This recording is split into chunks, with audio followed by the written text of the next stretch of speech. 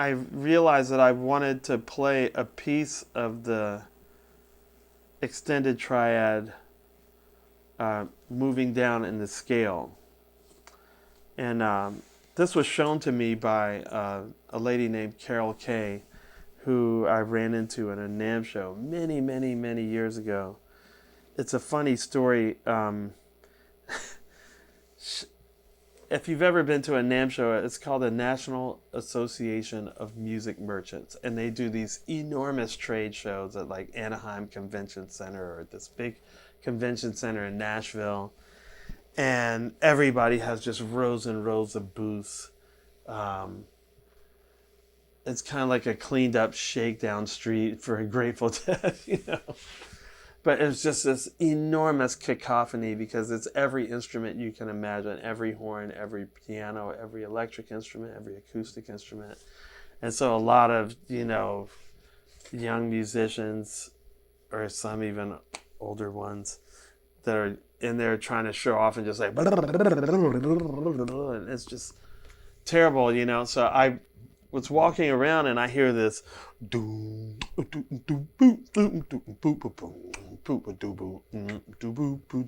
I'm thinking, wow, that sounds like Chuck Rainey or something, you know.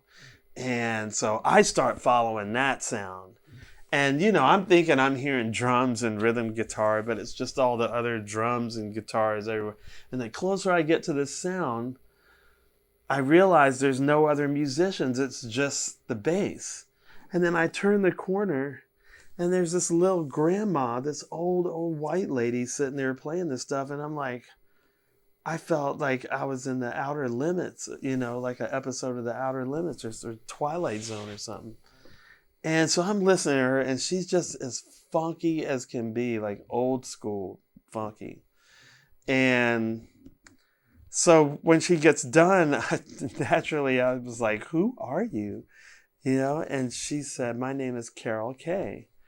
And I hadn't heard of her at the time. I didn't know about the Wrecking Crew and all these records that she had played on. And fortunately, the people from Modulus did know her because they're in the West Coast.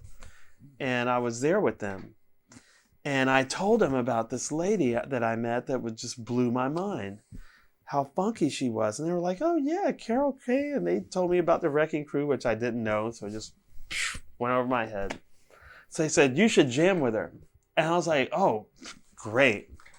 So somehow somebody found her and we scheduled a time and jam. And she picks up a guitar and starts playing all this chord melody jazz stuff on guitar. So now my mind is really blown. And I was like, holy moly, like, how have I not known about you? Like, what rock have I been living under? So we talk, and she goes, you know, you're a really great player, but if you learn these extended triads, man, you could really start something. And I was like, okay, now I didn't know what extended triads were.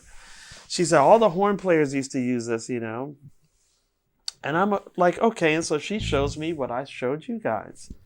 And I practiced it for a year not knowing how to apply it. And the very next year at the next NAMM show, I was in the hotel practicing it again. Still haven't made the breakthrough, but I know I'm probably going to see Kaye, you know, like the next day.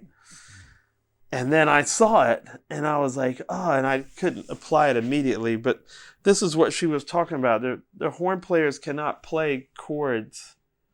And so they spell out the chords with these extended triads, and you can move through the scales doing that. And I'm going to show you that in A.